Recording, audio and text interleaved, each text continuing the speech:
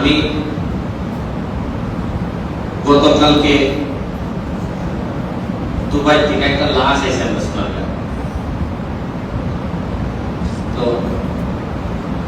লাশে মারা গেছে 5 তারিখ।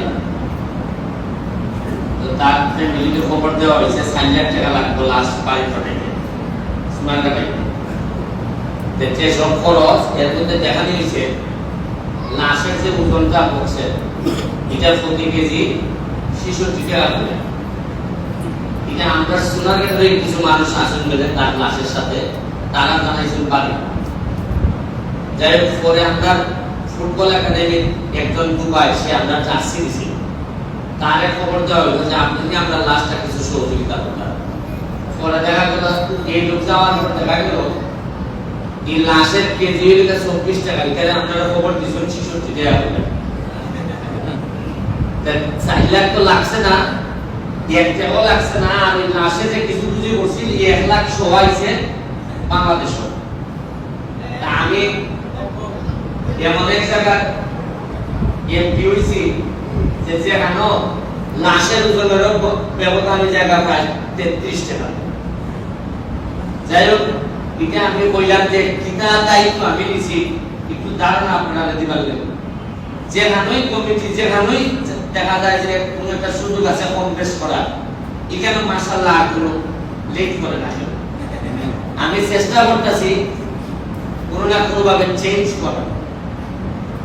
মানুষ ঈদের মধ্যে ছুটির মধ্যে আয় একটু আনন্দ করতে লাগে। আমরা সবাই বাড়ির থেকে বাড়ি নাই, এইখানে যারা আইছেন সবাই আইছেন আমরা ঈদ করবার লেগে। ঈদের আগের দিন রাত বাজারও দেখা যায় গ্রুপ লাইন 15, 12, 18 বয়স না, এরা মারামারি ঘুরিয়া পুলিশ পুলিশ সাথে গেছিল। আতাইয়া সকালবেলা উঠতে দেখি 4 জন গার্ডিয়ান আমরা বাসার সামনে সকালবেলা, কিন্তু সে আমার লাইফটা জানে না, ওরা জানে সেটাই।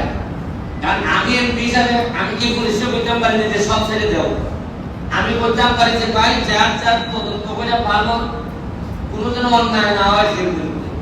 ওখানে যাবে তার খোলা ছাড়তো না, বলবো যে এমপি তো কই দিল না। তুমি আইছো ছুটি, তুমি কেন পুরো ছুটে লিখে আইছো? এই যে কিতাব হয় এখানে কুট, কিতাব তো জীবনে ছিল না, কুট দিয়া পুরো করে ফালাই দেব। এবং তাও বড়তা না, পুরুতা। আমি আপনাদের অনুরোধ করি যারা গার্ডিয়ান আছে তারা আল্লাহর রাস্তায় বাচ্চারা কই যায় না যায়, এই একটা এলাকার আগায় নেওয়ার দায়িত্ব শুধু এমপি চেয়ারম্যান মেম্বারের না। আপনারা গার্ডিয়ানরা যদি শক্ত হয় তাহলে এই জায়গাটা আমরা উপরে তুলতাম পারবো। আর যে ঈদগাহ ব্যাপারে